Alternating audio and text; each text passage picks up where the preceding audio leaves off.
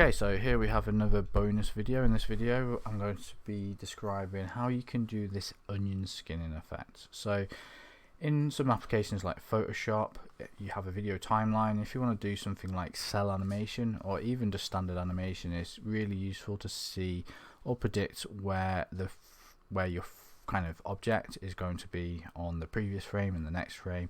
And it does that by setting these kind of transparent versions that are predicted in the following frames. Okay, this is really useful, like definitely for doing that kind of cell style frame by frame animation, because you can kind of helps you predict. So let's just say you know, you've got on frame 1 it's here, frame 2 it's here, and you want to ease it in, then you kind of can judge the distance that you need to kind of draw on the third frame. Okay, so let's just jump into how we can do this. All I've done is I've just set this up just in it's a very basic way. We're not using too many nodes. Everything's really driven by this duplicate node here. Okay, so all I have transparent background, solid, which is created by this mask here, merging both those together. All I've done is I've just driven or created an animation over 5 frames, so you can see 5 frames. This ball just moves kind of downwards here. Okay, and then if you just drop down a duplicate node, you can see here it'll have some default settings, and you just need to change a few things here. So the number of copies will determine how many frames you want to preview forwards.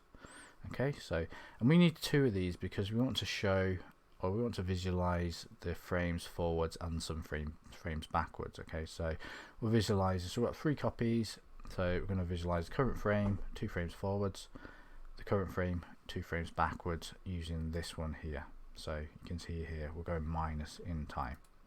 On this first one, we're setting the number of copies, which is 3.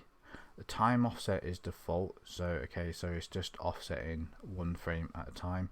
Then the next thing we need to do is just adjust this blend here. So we want to pull blend down here. Okay, and you could also look at some of these other options as well. So we've got burn-in. You know, if this helps you visualize it a little better, then you know, play with these. But one of the things you just need to, or the way we merge this, one of the things you need to think about is however this works best for you. So you can package this up into a macro. You can group this all, add your own controls on there, and save this for a later time. But really, it's really quick to kind of drop a couple of these down and create this visualization effect.